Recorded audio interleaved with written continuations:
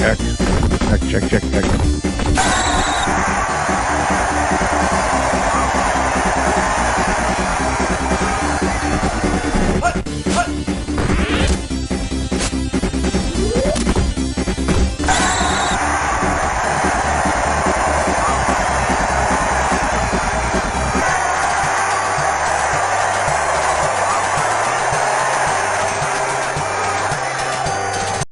Both types of sports with Schoode Tor. Football discussion on the internet.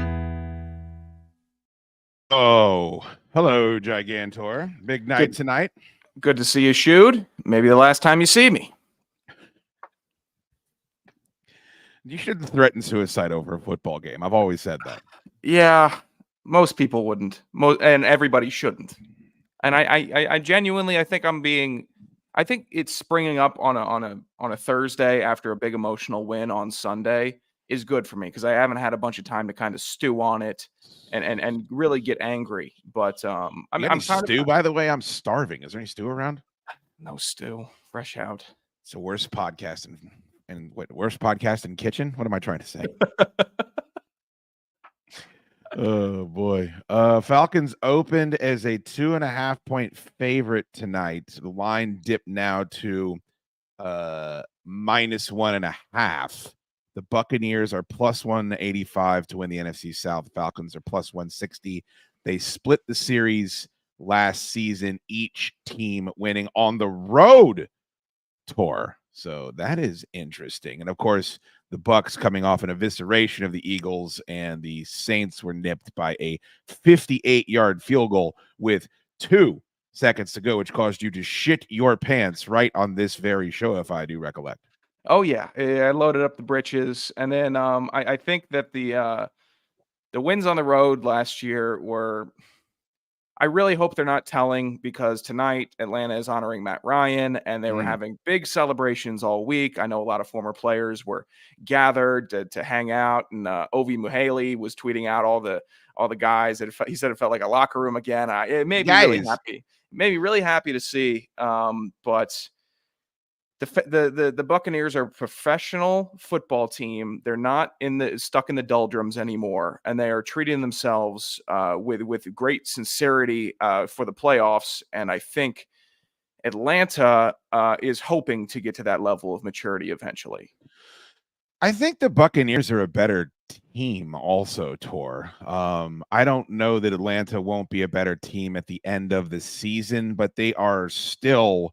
And look, it's to their credit where there's a lot of new pieces kind of coming together on the fly. They're winning games maybe they shouldn't, that are tightly contested against good opponents before they really know who they are. I don't think the tight end is a giant bag of shit that needs to be traded now. I think Kirk will figure it out. This is a new system. There's a lot of stuff happening on the fly. It's the reason why I didn't punch the panic button about the Jets when they looked like shit last week. I think the Jets are a good team. Now, I think the Falcons are better coached than the Jets right now. I think Raheem Morris looks like that he's kind of comfortable in his own skin for the most part. But I think right now the Buccaneers are better, and it wouldn't surprise me if they came out and won this game and they split the series again moving forward, just because they're ahead of the game. They're used to playing in the playoffs. They're used to being it's his team now.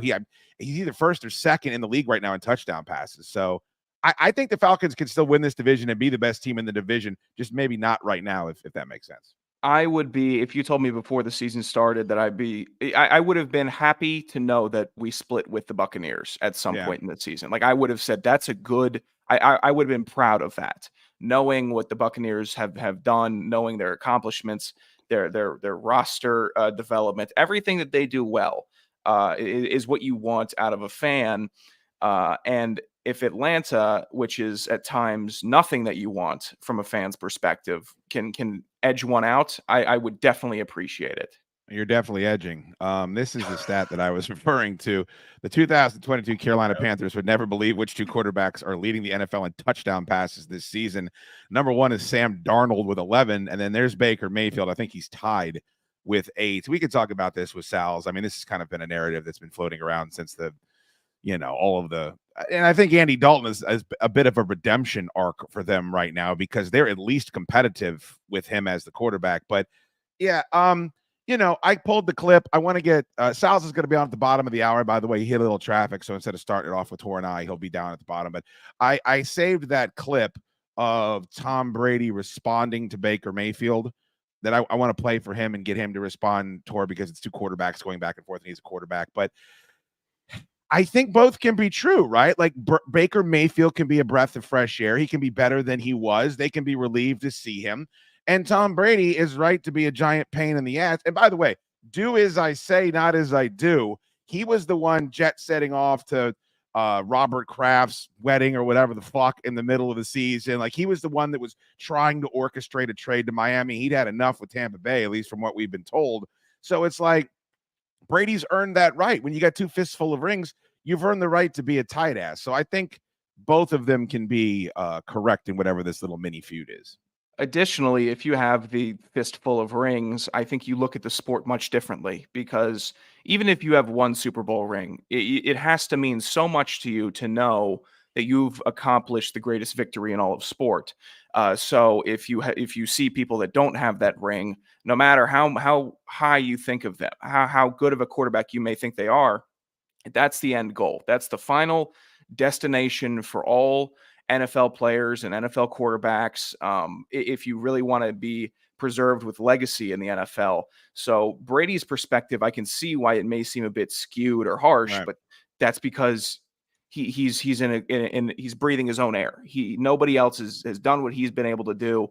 So his opinion, while it may be more of a rarer opinion, you have to respect it because he has a perspective no one else has. Nobody has that perspective. And also the results would be Baker Mayfield is a nice Renaissance story. He's won a division. We all like rooting for him. He doesn't have one nut hair's worth of the resume that Brady does. So that has to be taken into account too. The big news tonight is the second best uniforms in the league will be donned by the Atlanta Falcons in the Dirty.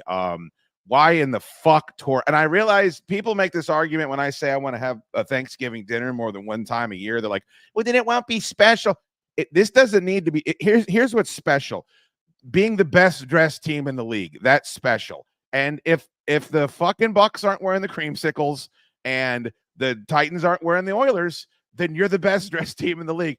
What do they have to? What is the conversation in Falcons Twitter about why the fuck are we doing anything but wearing these every single week? It's all bringing the red helmets back. They're doing the diamond design in the end zone, which is just like chef's kiss masterful. The NFL looked better in the 70s. The NFL looked better in the 80s. The design looked more traditional and classic in the 60s, while it wasn't very exciting. This is what we need to build off of. It's just aesthetically better. The modern minimalist, like, it's a great transition. Seeing what the Arizona Cardinals, oh my God. There it is. There's the diamonds in the end zone. My God, you got to turn the camera I mean, how clean, how fucking traditional. It makes you feel good inside to see that layout. It makes you feel like you're a part of something bigger than yourself, instead of rooting on a bunch of people that are just in sweet jerseys. But like, I respect what the Cardinals did and what the Jaguars have done, where we're going to take a lot of the noise out of the uniform and start working it up from scratch again. But it's so simple, maybe it's just all comes down to we can sell more jerseys if we have the retro come out once a year, and we have the standard jerseys that we retool every 3 years. But I don't know a fan that wouldn't be happier with their team wearing what they wore in 1978, 1979, or even the new teams that came into the league, the expansion teams in 95. Jaguars fans are desperate to have the big Jaguar on the shoulder. I know they're embarrassing, and the Jaguars are making a big deal that those jerseys are coming back this week. Embarrassing, because you should win a couple games before you get to put on the retros, I believe. Yeah. If you're the Rams, like whatever David Deacon Jones was wearing, go ahead and wear that. The good thing about the Steelers is one of the reasons why I think that they weather the storm is that if you look at what Jack Lambert's wearing, it's the same. Yes, exactly. That's what Justin Fields is wearing. And I think I really do believe that it's old money versus new money. You know what I mean? Like, I love Monk. I love that Monk has got $40,000 golf carts and pools in every house. And I don't. I understand that, but like you look at him and say, wow, he's got a lot of money. But like, that's, It's not like walking into somebody that has generational money, and that's what the Steelers are. They're generational money. That's why I don't like it when the Bears walk out dressed like the Cincinnati Bengals. I'm like, Yeah. no. Nobody's got the history. The Chicago Bears have been around for like a century, like the Green Bay Packers. Like, fucking realize that what you got, Jacksonville will never have. Carolina will never have. The Houston Texans will never have. And lean into that. We do accept super chats. I demand them. Spider Clan, $5. Thank you so much. If I can be a Dolphins fan for 47 years and not take my own life, Jesus Christ, this is a dark start to the show today. You should have no problem surviving as a Falcon fan, sir. Happy Thursday, fellas. Happy Thursday to you, Clamp. Your team is the biggest disaster in the league.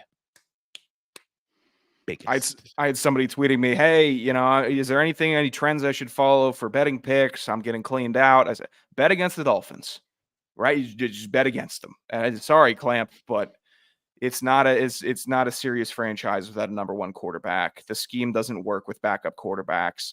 The receivers are too fast. It doesn't work. And Mike McDaniel, sure, he's just a really, really good offensive coordinator with a strong system. Head coach, I don't think he gets it done in that realm. The players love playing for him. Oh, he brings so much excitement and energy. I don't know. It doesn't feel like it. I think a really good team puts up a better fight on Monday night versus the Tennessee Titans. And Tyreek Hill, help me.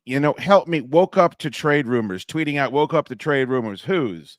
Yours or Devontae Adams? Like, don't make this more difficult for us. The world is coming down on Mike McDonald right now. The world is coming down on that quarterback position. Everyone's taking their shots at Tua coming back. The offense is completely inept. It's too complicated to do what they're trying to do right now, Tor, which is bring someone in and then ratchet them up. Yeah, I look at that. I think the Panthers have a brighter future than the Dolphins because at least the Panthers know what they fucking are. They're not in the process of squandering their opportunity. Now. The offense now just seems to be throw it to Achane in the flat, and then we're going to take some deep shots. And if they connect, they connect. If they don't connect, then all right, we're going to be punting, and the defense isn't good enough. This Miami Dolphins defense starts heating up in November. They take the first two. The defense is similar to the Bengals in September, where they just kind of take the first couple months off. I know they get snake bitten with injuries on the D line. It happens. I get it, but you have to have somebody on this team take it seriously this early in the season. It doesn't seem like they have that. No. And I think you're seeing Mike McDonald get exposed here. And I think he can draw up an amazing offense. And I think the guys like him. And I think he's going to be, there's the Norv Turner types, Tor, where it's like, you're going to be able to be an offensive coordinator in this league for the next 30 fucking years. And I think that'll be great for him.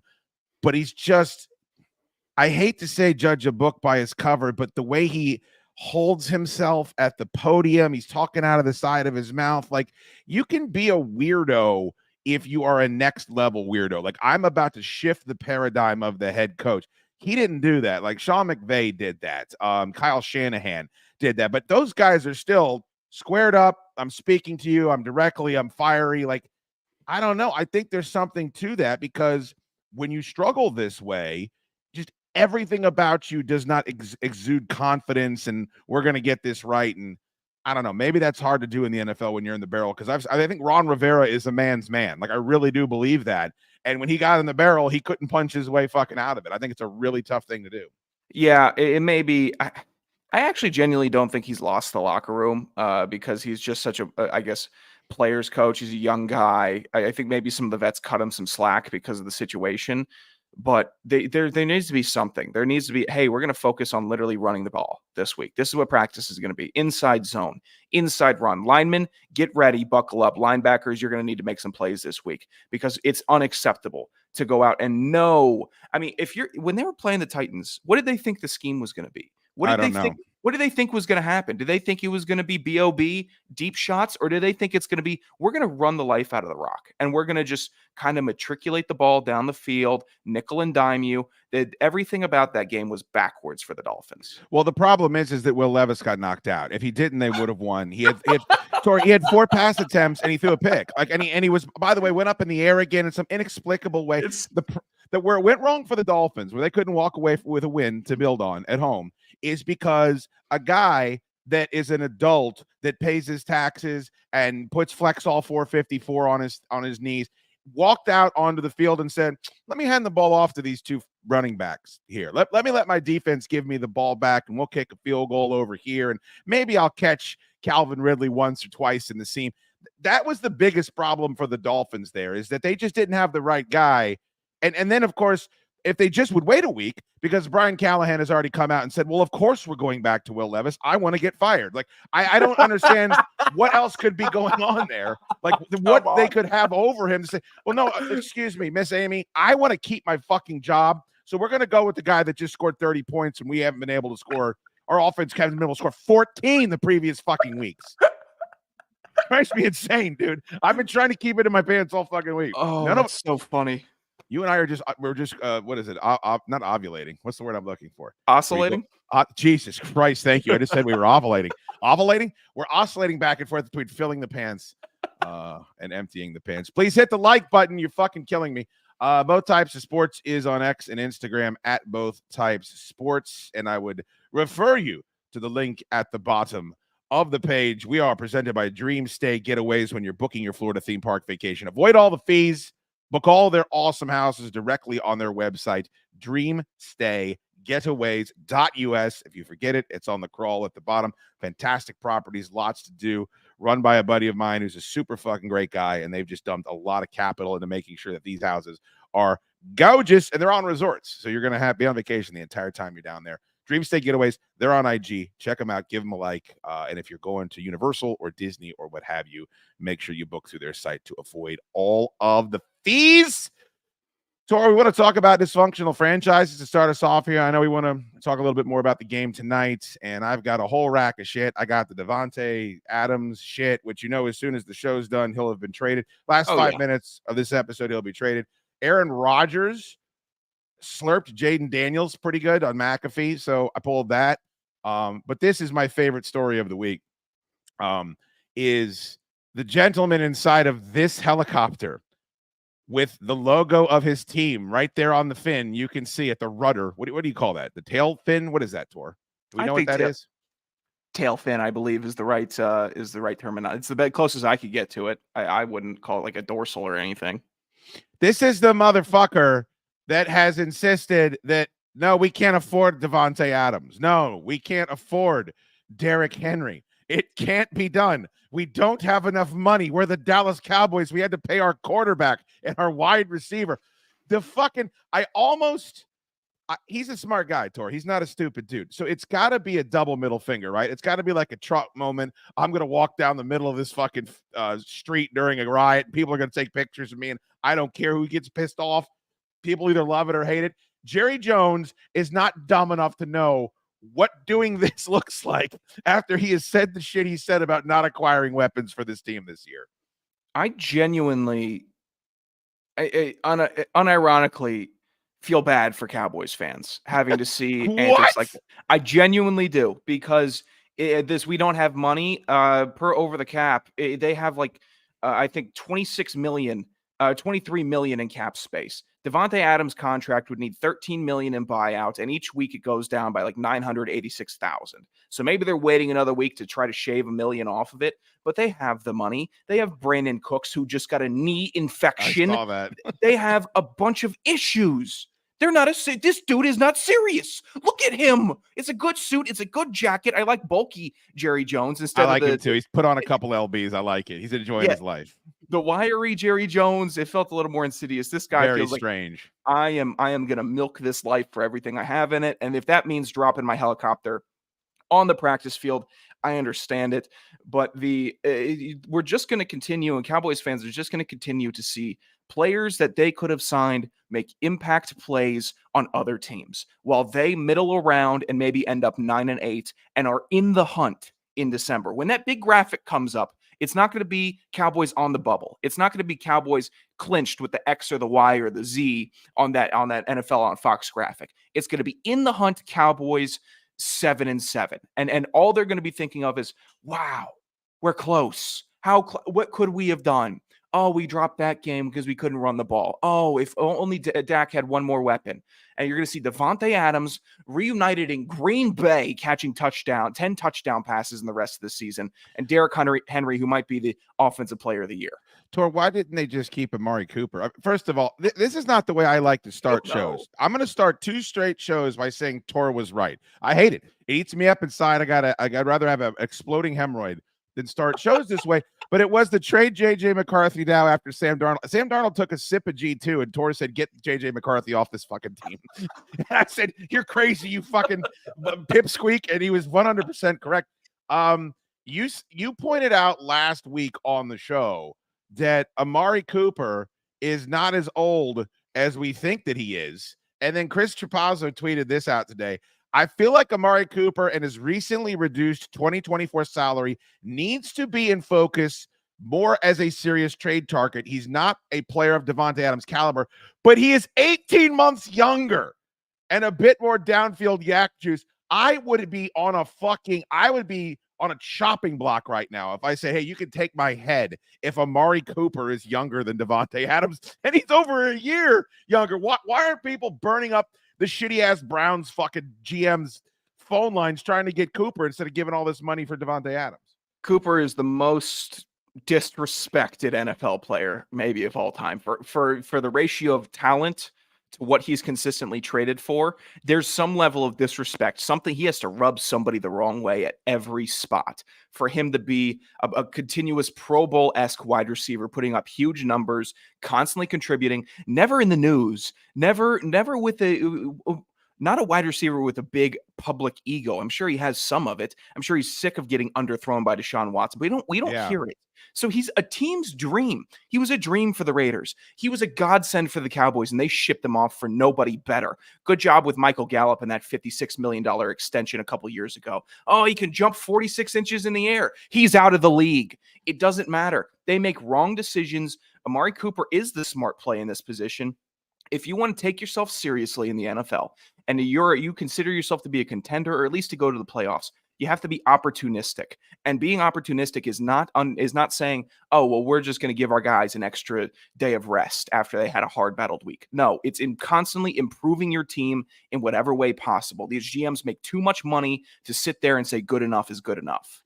Over 1,100 yards the past 2 seasons with, let's be honest, garbage at the quarterback position. Then wasn't named Joe Flacco for the Cleveland Browns. And I think you could fly under the radar by making this move. I think you could look, the Davante Adams trade. That's the big fish. It's salacious because it's also been seeded. Like, people have been talking about this tour for a couple of seasons. Basically, ever since he went from recruiting people to Las Vegas to, I got to get out of here, and physically saying I have to get out of here. There's video of him saying this on the field.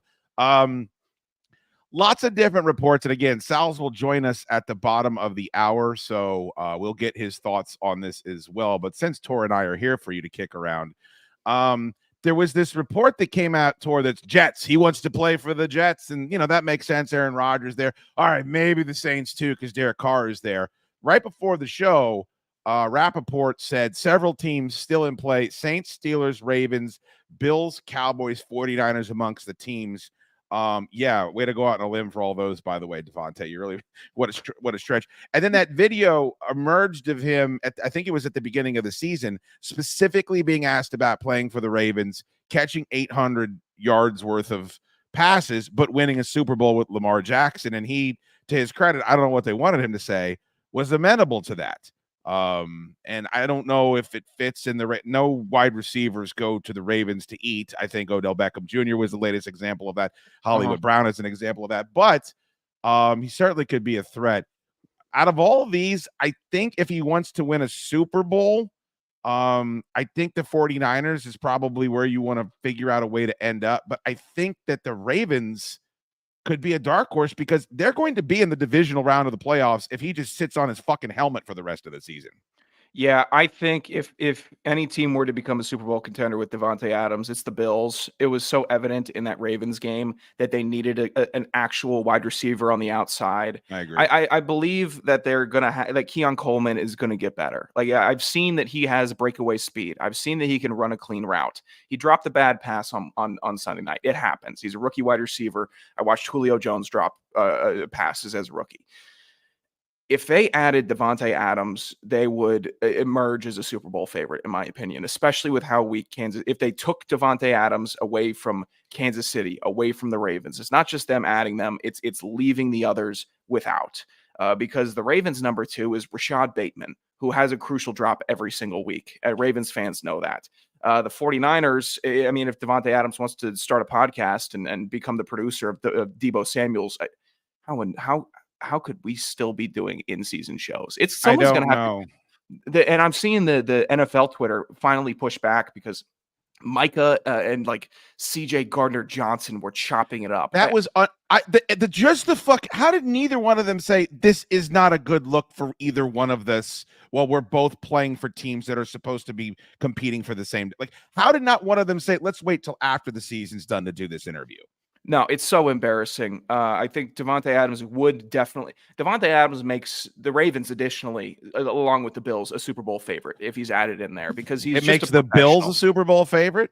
The Bills and the Ravens, whoever he goes to, if it's the 49ers, Bills, Ravens, the big heavy hitters in that group, they become the immediate favorite. Here's what I'm telling you: if the Ravens can do what the Ravens did against the Bills, it don't fucking matter. And that by the way, that includes the Kansas City Chiefs. If they can go out there and chew clock and be physical, and Derrick Henry is going to go, you don't need to go 200 yards and, career day and all that shit, but just the combination of him and Lamar healthy in the backfield, there's not enough speed and there's not enough power you can have with your linebackers to overcome that. And they just exposed a very good playoff team. And that's why I hope they can keep it in their pants. So if they go down 3 points, they don't just go out there and just constantly throw swing passes. I completely agree, but we've seen the Ravens do what the Ravens do in the playoffs, and you can't trust this team. You can't trust them to not abandon their bread and butter. They just love abandoning the bread and butter. Oh, here, what do we got? With nice brioche and grass fed. Okay, I'm gonna spread it on. Fuck that. I don't need this. I don't need this anymore. I just give me the steak, and we're gonna start throwing it down the field immediately. It's infuriating, but if they were to do that, Devontae Adams would be, I think, a safety valve for them to have someone to pair with Zay Flowers, and then Isaiah Likely, who's stepping up because Mark Andrews is just playing out of his mind on the field. Let me ask you a question. If you're Devontae, the Jets, you're going to New Jersey. First of all, tax situation's awful. Weather's awful. No disrespect, Tor. Stadium's terrible.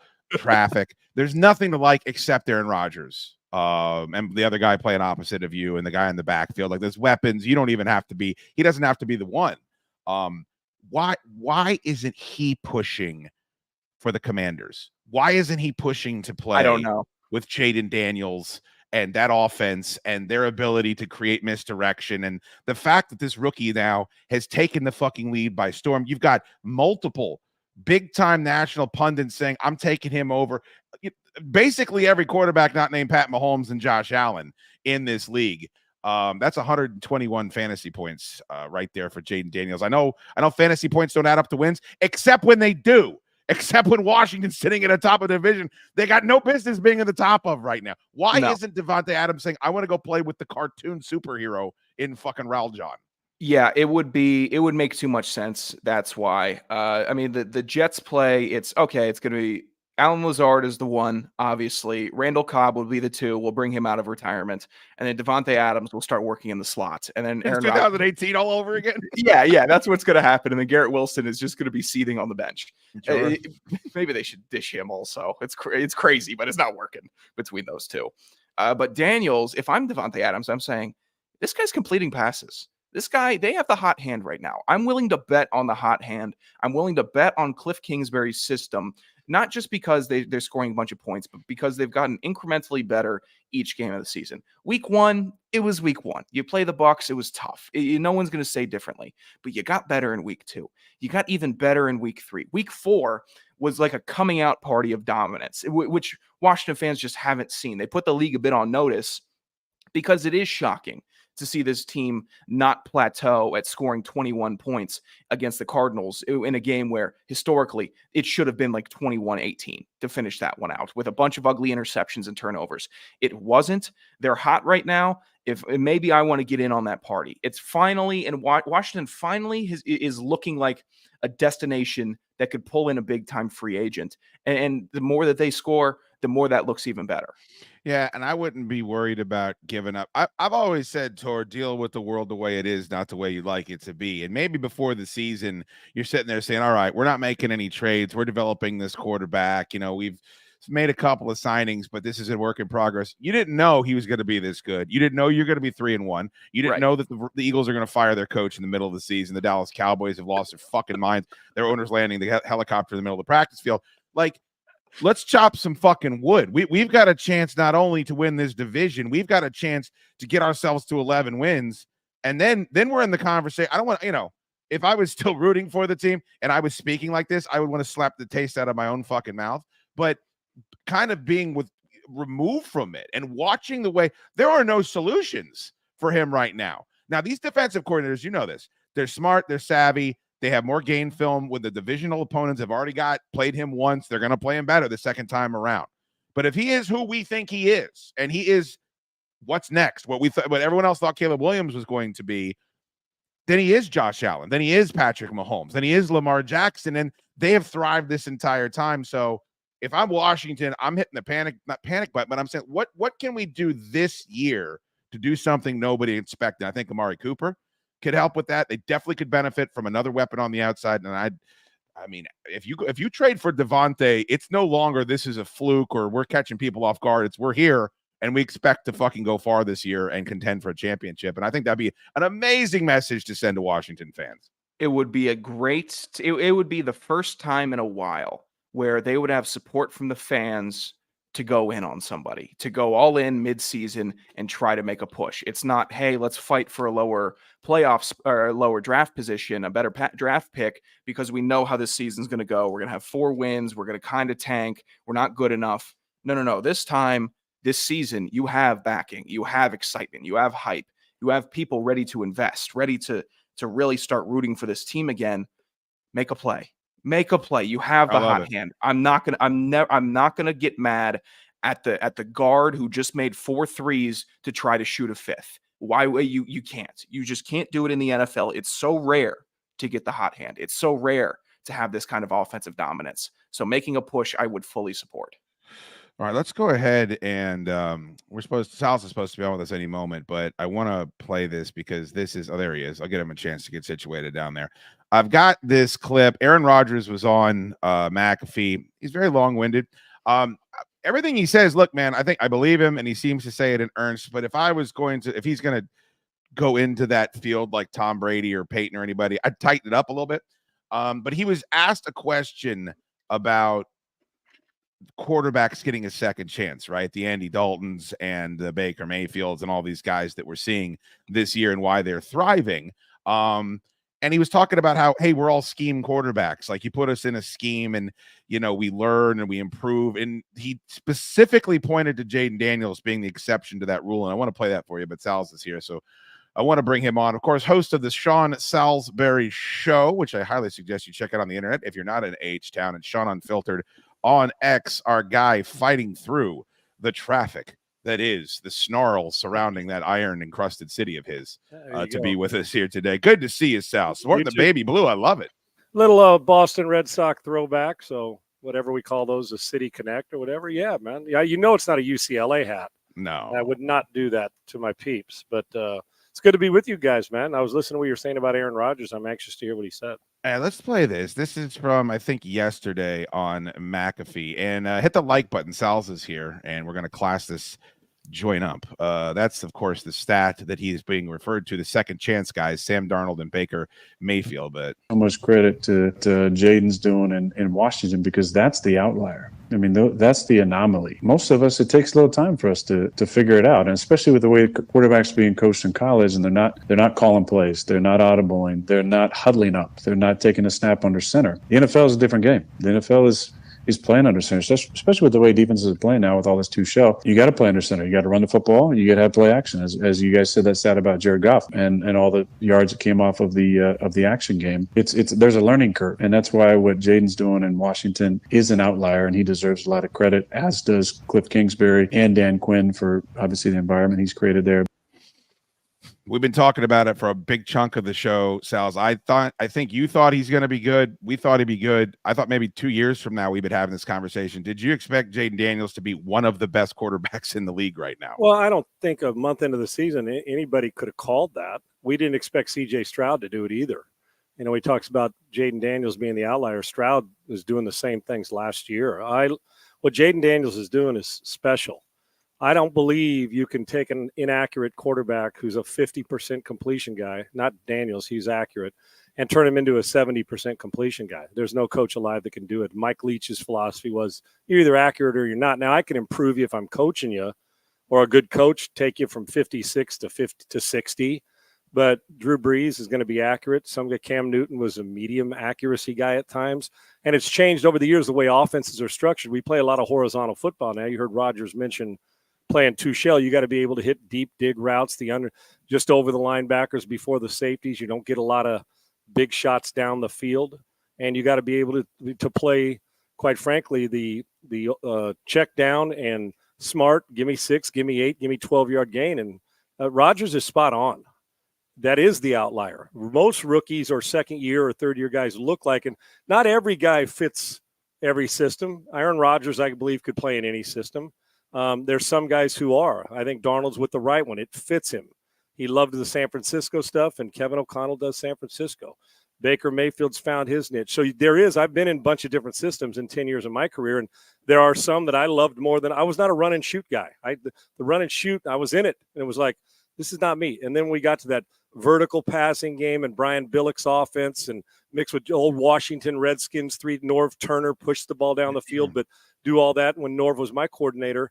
Those things were that fit me. And there are some guys that they're so good they can play in any system. But yes, Jaden Daniels, accurate, throws the deep ball as well as anybody. He is patient, which is hard to teach. It is. And Aaron's right also. Guys, I train these guys real quick. I had a quarterback I don't know if I've shared this story with you, Chad. Maybe, a Division I quarterback who got recruited. I flew out to the West Coast to train him. We were in Las Vegas. And I was training another guy. So I said, let's warm up. We had some receivers. I said, let's get under center. We'll just start off with hitch. 1, 2, 3. It's a quick game. Under center. I train guys, even in their system, about 20% of practice, I'll make sure they're taking snaps from center for mechanics. At some point in their career, they're going to have to do it. I just want to keep them going with that, because if you can learn mechanics under center, you can learn them in a gun. He didn't know how to take a snap. He was going to a Division I program. Did not know how to take a snap from center and drop back. That's the honest to God truth. Kid was a good kid and good player. He did not know how.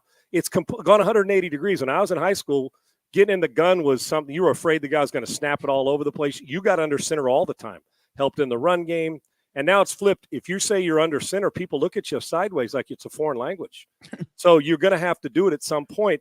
And right, the guys don't audible. I audibled in high school and college. Guys don't audible. Certain systems. We don't do that now. Everybody snaps their head to the coach. He tells you where to go it, your progression, throw it to this side instead of being a full field guy. So Jaden Daniels was coached well. He's learned well. He's gotten better every year, and he's accurate. He's always going to be accurate within a few percentage points. So, yes, it is. And Jaden Daniels is a spectacular. I know it's long-winded, but I love the way the guy plays. But you could see that he would have success. I just can't imagine you thought that he'd have this kind of success this fast. But those guys like Stroud and him are the guys that are different. And then some guys settle in 3 or 4 years later. And Aaron had the benefit of learning behind Favre, a couple years, and didn't have to be forced into it. Just a quick follow-up on that, Sals. Is he good enough where a player like Devontae Adams generally isn't available this early in the season? Like, if you're Washington, do you assess your situation and where you are in the division, how down the NFC East seems to be, and say, this isn't us just competing for a division now. This is us potentially getting a bye week. I don't want to put the cart in front of the horse, but do you throw your hat, or do you look for Amari Cooper? Do you go out there and try to get him another weapon out there because you're further along than you thought you were going to be? One thing I know about quarterbacks, the good ones make everybody better, but I also know that the good ones also like having as many. I'm greedy. I want more weapons, because one injury, we see it all the time. Guy goes down with a ligament or hurts his ankle, he's out 4 weeks. That one guy you went and traded for now becomes your bell cow. The Texans had a good offense last year. They went out and got Stephon Diggs. They went out and got Joe Mixon. You can never have, just like good pitching, you can never have enough weapons. And I would for a second-round pick and some compensation is what apparently the Raiders are asking. I'd be on that like a chicken on a June bug. Are you kidding me? Yes, a player like that. And if you're Davante Adams, you want to go where you be featured, a quarterback who gets it, a guy who gets you the ball, an offense in Cliff Kingsbury as a coordinator. It's like, oh, I know what we're going to do here. We're going to run it, but, man, we're going to mix and match formations, and Davante could move around. And don't wait. Hell, get out there, jump out in front of it. Don't let it. I would jump out when I can and get out in front of it now instead of worry about 15 other teams trying to bid for him. Yes. So if it was Davante Adams' choice and he had a Jaden Daniels that he could go to, or a Stroud on the young side, or anybody wants to go play with guys like Mahomes and all that. Hell, Kansas City's greedy. I wouldn't be shocked if they tried to jump into it. They'll manipulate. I mean, good teams know how to move the salary cap around and make it fit. It's a salary cap and a hard cap, but they know how to fit it, make it fit. So I'm greedy. I'd stand in line, and Jaden Daniels is a hell of a player. And if you're Washington and you want another weapon, and that East is wide open, Philly's banged up. Now, how bad do you think they wish they had Davante Adams with their wide receiver injuries? So all over, the Cowboys did nothing offensively this offseason. If you're Washington, I'd be all over it. Sean, outside of the outliers, I was having a discussion this week about young quarterbacks in the NFL and why they seem to struggle, the majority of them, running the offense, keeping themselves safe. And Tom Brady had thoughts on it, whether it be transfer portal, guys aren't sticking at the same school, learning the same offense for 4 years, whether it be the offenses in college are either watered down, dumbed down, they're babying the quarterbacks. What do you attribute to the majority of quarterbacks going into the NFL, finding those early struggles to be? Oh, I think a lot. If I line them up in a pair of shorts and a T-shirt during practice, they can all throw it. You know, you can all throw it. Hell, I can still throw it. I can't move it. I can still throw it. I don't have to throw a 12-yard curl. Here's what it is. Let me ask you guys. Did your parents teach you how to drive stick? Yeah, absolutely. Okay. I learned how to drive stick before I drove automatic. Yeah. What about you? No stick. I am not versed in. You still don't know how to drive stick, correct? That is correct. Yes. Okay. The reason I say it, I'm not dogging. I'm kind of dogging you, but hey, you should. I should know how to do it. There you go. I'll drive a motorcycle. You can drive a mini bike, a 2-stroke Briggs & Stratton engine too. There you go. I would pay money to watch that, by the way. There's a video podcast. And I am a motorcycle guy, so I do how to drive that. You know, 1 up, 5 down. I mean, 1 down, 5 up. Let's go. Anyway, imagine this now. I sent you out and I said, you've been driving automatic. We have a race this week. I'm sticking you in you're no longer driving. You're driving standard. You not get to drive automatic. Would you shit yourself?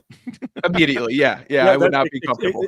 And on a chaotic Houston or Los Angeles freeway. Sure. Or Atlanta during traffic hour. You get my point? Yeah. That's the best way I can describe it. You go in, and I'm telling you now, I've never met a quarterback who was I've met a lot of successful quarterbacks but in their rookie year, that when they got to their second year, thought, yeah, I knew what I was doing my rookie year. You know what they all say? I had zero idea what I was doing. I was just I was actually reacting and just being a football player basically in my backyard. That's what playing quarterbacks is. You got 11 guys that one goal is to kick your ass. They're moving parts with guys who've been in the league before your dad was born that are coaching defenses that have seen it all. And they've got the best athlete in the world at defensive ends, and they're moving quick. And you got about 2.6 to 2.7 seconds at the top end to stand in the pocket and deliver it and make decisions on 3 or 4 receivers and throw it accurately on time and then get the shit kicked out of you with the helmet to the chin. Nowadays, they call it a penalty. Back then when Marino was taking him, they called it a nice hit, get up, help him up, and move on. So, yeah, that's what it's like. That's why they struggle. And then what happens, guys, is it the chicken or the egg? Is it that they're not physically good enough to do it and it comes before the mental? No. When you get to this level, it's the emotion, the mental, dealing with all the stuff, the preparation that goes into the week. Football's not a Saturday. It's like those Sunday Christians who live a life of craziness all week long and then repent on Sunday. You can't do that as a quarterback. You got to be repent and study and prepare and do the right thing all week to get yourself ready, or it will show. And the demons of football will find you if you're not ready for them.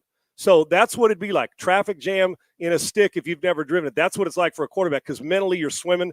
I remember my first start. At times you'd come to the line of scrimmage and say, They got 15 guys on defense. They got where did they get to? How is Kevin Green? Are there 4 Kevin Greens here? And you're like, am I seeing double? And when the game's over, he said, Sean, to slow it down. Just slow it down. We want urgency, but we don't want you hurried. Yeah. And young quarterbacks, they want to be a hero because they were drafted high. They want to be urgent, but they get it mixed up with hurry. They're getting through their decisions, and that they're missing those opportunities. And that's how I describe it. It's the toughest position. Hitting a baseball is probably the toughest thing. It's the toughest position in sports to play. And then we're asking a 22-year-old, 21-year-old who's never got under center or never dealt with the zone blitz in high school or college, and now we're asking him to go out there and do what Jaden Daniels. Some are just special. And not every burger's cooked the same. Different pizzas in New York, Detroit, Chicago style. Same thing at quarterback. Some are going to take longer. Some are going to pick it up quickly. To me, it's the mental part of how to prepare, to know what you're looking at, and then to take what you learn in the meeting room and apply it to the field with urgency. That's what when they finally slow down and take a deep breath, the good players, their good stuff will show. It's the ones who get left behind mentally and emotionally that I don't think keep up. Because I can line 30 guys up right now, and if you didn't know who they were and never watched the game in your life, you'd watch them all throw, and you'd say, well, that guy's arm's a little stronger, but damn, they're throwing curl routes and dig routes and go routes. They say, it looks the same to me. And then when the ball snapped under center, you're like, oh, hell no. It's a different game. And they're showing you all kinds of different stuff. They play a handful of coverages in college. In the NFL, they play a handful of coverages in 4 snaps. So it's brutal. I brought this up to make your point, Sal. This is Tavondre Sweat. I don't know if you guys don't follow the Titans close as I do. Oh yeah, I follow it close enough. Yeah. Look at how big this motherfucker is, and then you're sitting there trying to run. This poor bastard is a backup quarterback, and this just isn't good for your mental health to have that guy lined up over the front of you for every single player out there on the field. Like that alone would be enough for me. I'm going to go ahead and throw this one in the dirt. It's worm burner time. Right. And they tell us not to, when you drop back, you got to feel the rush and see the coverage. Yeah. When you drop back and your eyes go right to that big bastard, you're like, oh, hell no. And I'm telling you, one of my first games ever, Fred Smirlis, the old-time defensive tackle for the Buffalo Bills. And, Fred's the type of guy, the beard's snot's coming out of it. He's a great player, and I loved Fred. I fucking hated him the first time I played against him because I knew the result. And they had him and Bruce Smith, and I'm like, oh, gosh. I was like in my second year in the league, and I walked to the line of scrimmage because the quarterback got hit and got hurt. So I came in a game, and I'm walking the line of scrimmage for my first snap. We're throwing a slant route on like 3rd and 6.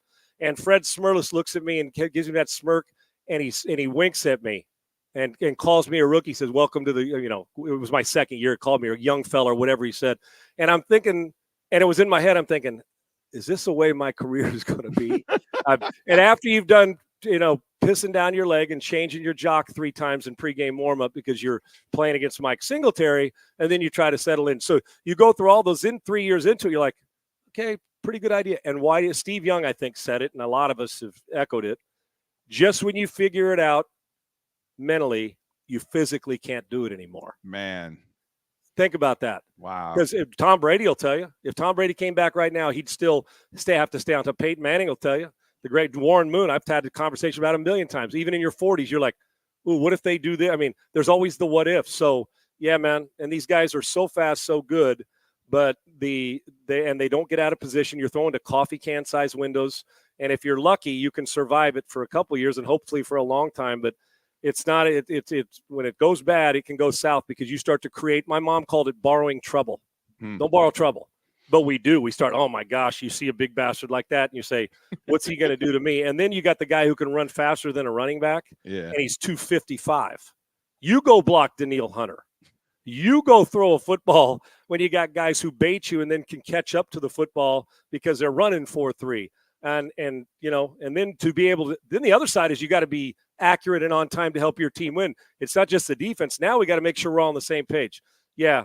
Some of us were not as good at it as others. Now the mental part, I was fine. I just couldn't move it out and extend plays like the rest of it. But early in your career, you can be a 160 IQ and have common sense and great football IQ. You will still you will invent trouble and you will borrow trouble and you will chase a ghost many times as a quarterback. That's why what Jaden's doing to be able to be smooth and get to his 3rd progression. Most guys, by the time the 2nd one's gone, they're taking off and running. Yet on the 4th time, he can take off if his check down's not there and go get you 80 yards a game.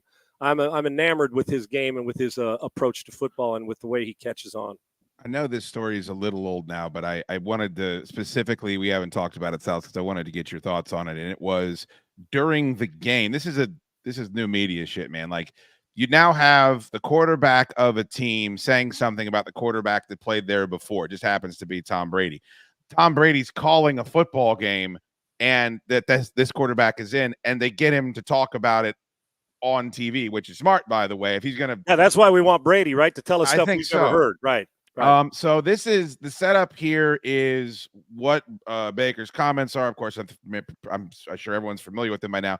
And then Brady has his response. Sal's played quarterback, knows what it's like to have, I'm sure, both types of people in the locker room, the ones that are neurotic and drive you nuts and the good timing fellas. Let's go ahead and listen to this, and we'll get his response. Well, they wanted me to come in, be myself, bring the joy back to football for guys who weren't having as much fun. Well, I was going to say, I thought stressful was not having Super Bowl rings. So there was a mindset of a champion that I took to work every day. This wasn't daycare. If I wanted to have fun, I was going to go to Disneyland with my kids. There's a way to approach this game. Yeah. And it's that with the right mindset and try to push each other outside of our comfort zone. And great teammates do that. You come in, I have someone like Gronkowski, I have someone like Evans. There's high expectations for us. We got to make sure we go out there and deliver. So I think there's a place for both, Sals. Agreed. I think both can win, but he's got 7. I mean, nobody has the resume he does. So that's it. Like, I like Baker, and it's amazing what he's doing. Looking forward to watching him play. He's having a great season. But how is there possibly an argument to make against what Tom Brady is saying here? There isn't. And hey, fun is when you get to kneel down in the Super Bowl and win a championship and stick another ring on your finger. I get it. And both are right. I don't think Baker means it so much that he's dogging Brady deeply because Brady was too much of a grinder, but it felt like a little dig. And apparently Tom took it as one because he didn't have any trouble getting back at it, saying, well, I can borrow you, what a good line. I can borrow him one of mine if he wants. I got 6 extras. I mean, after the 7th one, but you can. I've been with teammates, but let me go. Jim McMahon was an outlier. Mac wasn't a grinder. I remember one time Jim and Jimmy wouldn't mind me saying this. Mac and I were getting ready to leave, and I said, Jim, you taking tape home? What games you taking home? He goes, kid. He's always called me kid. He goes, kid. I don't watch film at home. I watch it here in the building. I go, and his philosophy was, hey, I get locked in to watch too much tape. I won't be able to react on Sunday because it won't look anything like I just watched on tape. Okay. Now, the Warren Moon approach, we had fun, but Warren, when he got to the building, it was, well, I'm going to do whatever that dude's doing. Study, prepare, take tape home. Wouldn't clip his fingernails like past Wednesday on the week of a game because he didn't want that weird feeling. If the ball was lopsided during practice, if he threw a wobbly pass, he had the ball leave the drill because it couldn't have been Warren. It had to be the football. And that's the honest to God truth, man. We're warming up in Minnesota in warm up, and I'd never seen him throw a non-spiral. We were warming up, and we got our receiver, and he throws it, and we're playing catch, and all of a sudden he throws one, and there's a little wobble to it. He said, Sal, throw that ball back here. I threw it back. He spinned it up in the air like this 3 times, said, get this ball out of the drill. Don't ever put it in the kicker's bag. That ball's lopsided. And I'll be damned, it was lopsided. Wow. That's how precise. I got to the point where I knew how to do Warren Moon better than Warren Moon had to do himself. I mean, from the way he wore his hat, I studied his ass. I mean, I thought it drove him crazy, right? But I think there is room for both. You can have fun, but listen, I doubt on a Thursday night when people are out. I'm not saying Baker's going out, but Tom Brady on a Thursday night, Peyton Manning, guess what they're doing? Prepared for what Sunday is because they know what the end result is. So you can have fun, and Tom's a friggin' grinder. Hell yeah, the expectations. I talked to a receiver with Peyton Manning. I'll leave his name out. I said, what was it like playing with him? Known him a long time. And I said, what was it like? He goes, it was even another expectation. He goes, you never wanted a disappointment. You were afraid to death to disappoint him. So whatever he wanted to do, you wanted to do. He shared a story. I've heard a story from a quarterback that he was on the practice field and the quarterback was throwing routes on air, curl routes. And Peyton asked him when he was in Denver, hey, what was the coverage? And he said, we're throwing routes on air. There was no coverage. He asked him again. We're routes on air. There's no coverage. Asked him a 3rd time. Finally, it kicked in. Oh, Peyton wanted him to tell him why he's throwing the curl route, and it's off-season routes on air. You're running routes on your 12-yard curl. He wanted to know, why are you throwing it there? Oh, okay, the Sam linebacker, he went curl to flat and got out there on three sky or 3 buzz. On 3 sky, he's got hooked to curl. Why'd you throw it there? Well, he got depth and then ran to the flat because we had a curl flat combo and I threw the ball. He wanted that explanation. Now, that's precise, drive you crazy. Practice doesn't end until Peyton wanted it to end because he's grinding, and that's why they're sitting up on Mount Rushmore. Yeah. Not saying Baker's style, and I've been with the McMahons. We laughed our ass off, and when Sunday came, Jim would go 7 out of 18, 9 out of 22, run for 3 first downs, and win and kick your ass and was tough as 100-year-old leather. So you can win with both. I like the little banter. I think it's fun. But you know what? Losing sucks. And winning championship rings, I imagine, for Tom was special, and we all want it. So it's grind. And you know what? The grind isn't fun. But who's the first guy the Giants hugged when the season was over or a game was over? Parcells. Yeah. Grinds on you 6 days. On Sunday, you hug him when you lose. There's a great respect and appreciation. Give me the prepared guy. And I think Baker's learning that maturity as well, that you can balance both. Tom's a grinder. We're seeing his personality now, but he had it his way. And there's more than one way to do it. But I can tell you this, there isn't more than one way to prepare. You have to be ready to play every single friggin' week.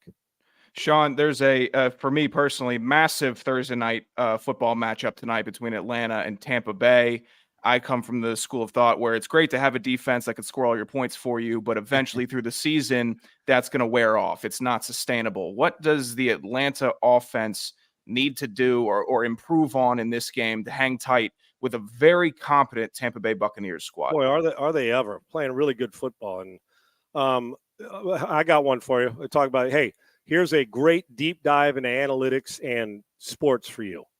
The team who scores the most points wins 100% of the time. Now, how's that for great insight? Hey, thanks, Sean. I'll pay you $5 million for that. Well, we're paying guys to say that on TV now already. So, you know what? For Atlanta, I don't know how about you guys. Didn't you expect a more explosive with their weapons, a more explosive team? I think it'll come right. Goes back to what we heard Aaron Rodgers say.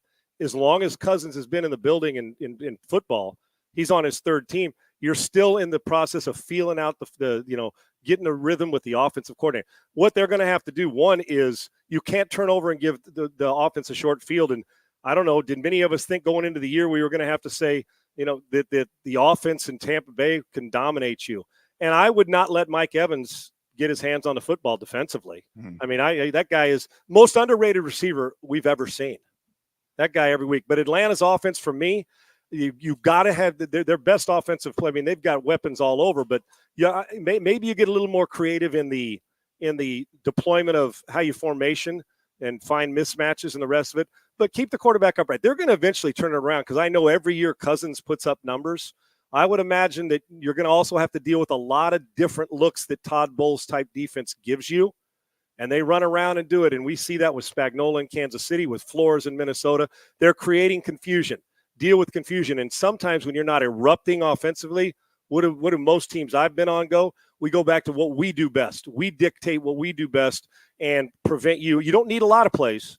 You just need the sound plays. The 49ers and the Cowboys, when they were winning Super Bowls in the 70s or the 80s and 90s, about 12 passes and about 5 runs, dressed up in about 15, 20, 30 different formations to make it look complex to a defense, simple for us. Sometimes the best way to get yourself going is play simple. And anytime you can create that mismatch with Bijan or with Pitts, you get it going. But they're going to score points. Before this season's over, the Atlanta Falcons' weakness will not be putting the ball in the end zone. They will score. As long as they're healthy, they can weapon up and score on you. I agree, Sals. And before Tor and I were talking about the game before you jumped on, I said the Buccaneers are the better team right now, I think. Yes, and agreed. They should be. They're the division win. The Falcons are not in their final form, and Kirk Cousins is still – there's an injury, there's chemistry, there's a new coach and a new system that he's with. And I think by week 7 and 8, if everybody's healthy – whenever these two teams see themselves again down the road in the season, that's when we're either going to test their mettle. Chad and fellas, how long? Look around the league, though. Look around the league. Who right now offensively is killing it? Jaden Daniels, 49. I mean, Washington, Minnesota, and Tampa's getting their stuff done. He's playing good football. But Kansas City's not. They haven't. No. Looks like Baltimore's starting to come into it. Derrick Henry's having a massive start to the season after the first game. The Texans' offense is, even though they're 3-1, they're kicking it around. They can't run the football, and there are too many penalties. Atlanta's offense, I mean, go around. Buffalo with Josh Allen, but they ran into Baltimore's pretty damn good. So who really in the first month? The defenses are always ahead. You want to see quantum leaps from about week 5 on, you'll start to see offense say, oh, okay, because what do defenses do? They lock into what they do best, and offense, it's just a little chess match back and forth. But some of the most explosive offenses in this league, 49ers with injuries or banged up, are not doing. Rams banged up with their 2 receivers that they need. So I think it's just the fact that defenses are willing to do more and risk more early than offenses. And I think offenses play it close to the vest a little bit, take some shots, but don't get us beat turning the ball over, and we'll be in every game. Now it's going to have to shift. You're going to have to you can't play at 3rd and 4. You just can't run and punt. The points and yardage is too precious.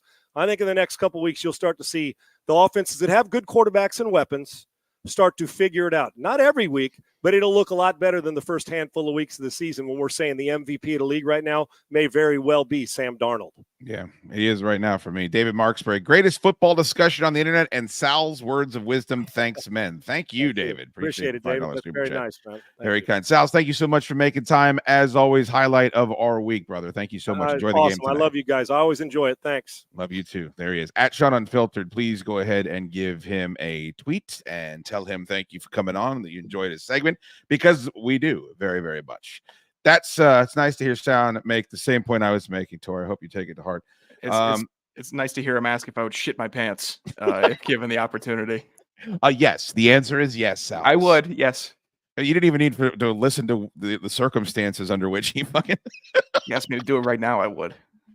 Now, Sean, young Sean, this is elder statesman Sean. Do you plan on shitting your pants later? Yeah, stop right there. The answer is yes. Oh boy, Love Dukes putting Jaden Daniels over. DC Sports Mark $4.99. Thank you, brother. Hey, what the fuck? Who isn't putting Jaden Daniels over right now? Stephen A. Smith had him had the Commanders in his top 5 team power rankings. What did he say?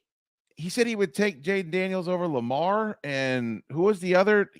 He lost his mind about that whole thing. Yeah, and I get it. Like right now, but I still think the durability is going to come into question before the end of the season. I would hope not. I saw more good decisions with his tackle avoidance in the Arizona game than I had in any other game in the season, which I just loved. I loved seeing when they did that big no huddle drive. I think Baldinger did a breakdown on it.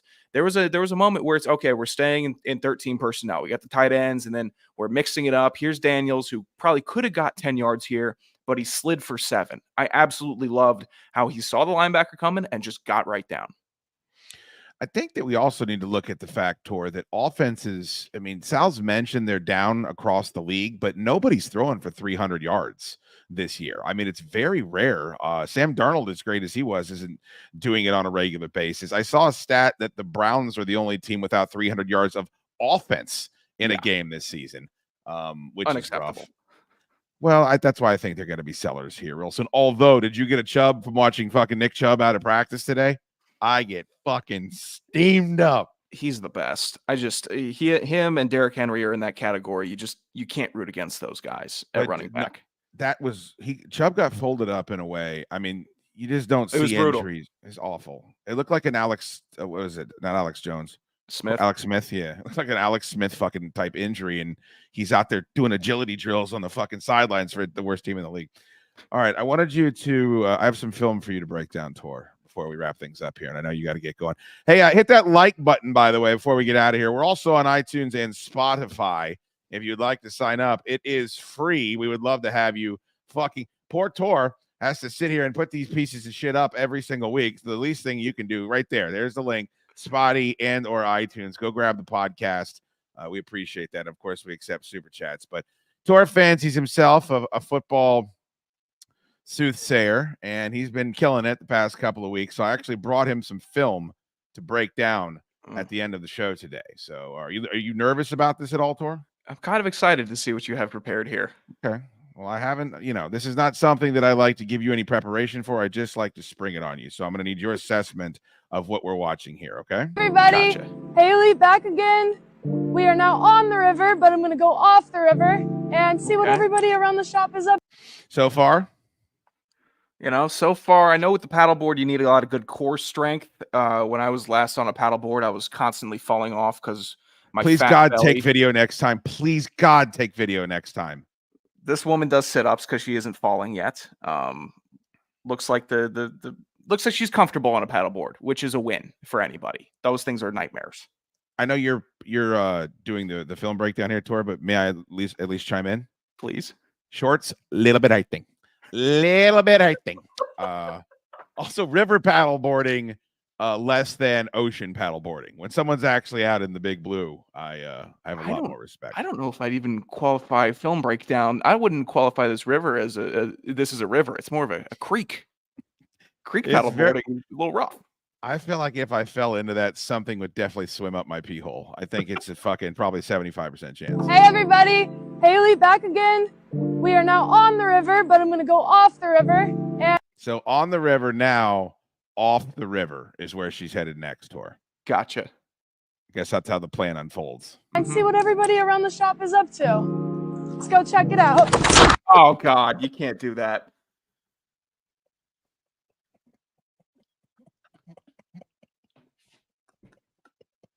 What everybody around the shop is up to.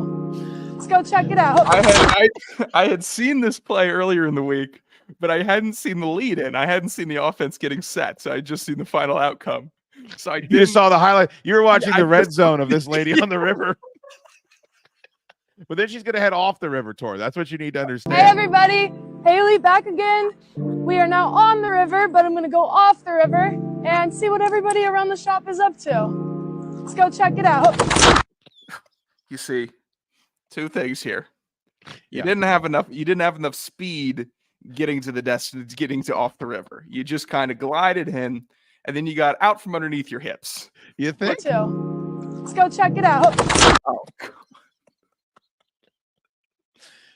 Oh. Big shouts to the film editing crew for making the cut at the right spot. See, I thought it's so terrible. Like, I thought it was a fake video because, like, her acting is kind of bad. But the extent of the slip and fall, there is no chance injury was averted. So it leads me to believe that whole thing was a shoot. You just have to be so cautious with docs. I am done playing around. I've told the story on the show. I almost broke my leg trying to put the foot through the it stomped right through a dock, and I had to rebuild it with my dad, my neighbor Bobby, and they were yelling at me because I couldn't hit the hammer right, and I was getting so I had to pay my price there. This woman, I guarantee you, will make this this woman right here. Shop is up to. Let's go check it out. She's made me very happy. Very, very happy. And that's when you like get that big, awful scrape down the side of whenever you fall off a dock, you just are flailing and then you scrape shit up and there's barnacles and it's the worst way to fall. Jumping into water is probably one of the real pieces of freedom that humans Top have. 10. It's a fantastic feeling. Go from dock, euphoria, hit the water, second euphoria. Going from water to land, probably a bottom 5 human experience that you can have. The fat, the fat is coming up. And if you're leaving the beach, you realize how much sand you have in your britches. If you're going, if you're lakeside, high crack. Sure. If you got a high crack, that's a problem. Lakeside, you're stepping on rocks, you're walking through weeds. So always be careful. How many times have you watched this video this week? I watched it the entire morning. Like, it was difficult for me to prep the fucking show because the sound alone is worth. It's a Family Guy sound effect. You couldn't make that in a Foley studio. I don't know how many views this video has, but half of them have to be the shoots. Let's go check it out. And also, there's there's the smugness of everybody that paddleboards. Like, there isn't one person that paddleboards that's quiet about it.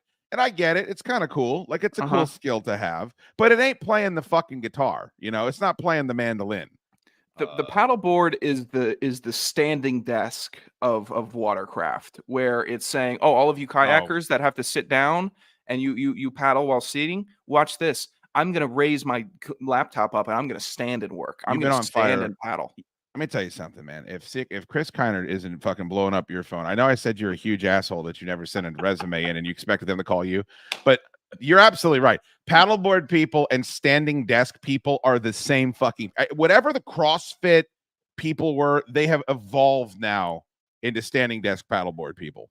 Can I tell you what this? I live right across from a CrossFit gym, and actually, I've genuinely kind of been impressed because these people are getting some work in. But every now and again, someone brings their dog into the gym, and it's like an aluminum barn that's blasting music, and this dog will bark up a storm, and the reverb in the gym has to be a nightmare. I want to go and just take the dog off the leash and release it to the wild because it's being tortured and it's torturing everybody trying to get a lift in. I don't even think I follow. First of all, that can't be good for the dog, right? Yeah. Like dogs have very sensitive hearing. It's just people bringing dogs where they don't need to bring them, and I just have been shocked seeing it in a CrossFit gym. I can't believe that people of New Jersey that reside there would act this way. There's a guy that is built like one of what you're talking about, one of these alcoves like in our neighborhood where he's turned his garage into some sort of CrossFit thing. And I would say 9 times out of 10, I walk past there with the dog. He's in there. There's the big fan, and he's got his kids in there, and he's barking out orders. Burpees. It's like, oh, get a fuck. Dude, take a walk around the block. Like no one's impressed by that. Like, he's got that fucking music. What a nightmare. I'm like, bro, you live in fucking Fair Lakes. Get a hold of yourself. I don't know who the fuck you think you are. All right, Tor, last before we wrap up, Bijan Robinson tonight against the Bucks. He was a little ding this week, missed the practice, I think. Or Aaron Jones Monday against who are they playing? The Jets. Okay, good defense. And they're in Europe, but the favorites are heavily favored in Europe. I think it's like 21 to 11. The favorites are heavily favored? Or the favorites come out on top a lot in Europe. Take back everything I said about your analysis. I would say Aaron Jones, the Bijan hamstring stuff, even though he's cleared, I think it's still going to be limited reps, and it's going to be like a 50-50 split between him and Algier. I would go Aaron Jones. I think so. I think they both got like 7 and 8 carries last week. So I don't know what that's all about. I'm leaning that way myself, even though the Jets defense is supposed to be vaunted. All right. What's your vibe on tonight? I'm taking the Buccaneers, clearly. I think 1.5 points is pretty much a gimme. I might just bet straight up. You know, why would you even bet the spread if you're going the other way on the other side of it? I think that the Todd Bowles defense, aside from them introducing the real renovated too high safety look to shut down the Chiefs and the Super Bowl a while ago, what his calling card is bringing the hell out of blitzes on the offense. And if you have a quarterback that can't escape the blitz, Kirk Cousins, then that is going to give them fits. Maybe we see some more Kirk Cousins finding Darnell Mooney in a 1v1 open down the sideline. But for the most part, I think the Bucs handedly outcoach the Falcons tonight, and the Bucs get the win. I think it'll be a good game. That's what I care about the mostest with the mostest. Game day this week on Sunday. Can I pencil you in? I believe so. Yeah, I'll be good for Sunday. I believe so. My drab t-shirt, bloodline motherfucker. I can't tell you how many I believe so's that I've gotten to in my life. Kevin Smith said that woman needs a Guardian cap if she's going to go paddleboarding. It's a really good point.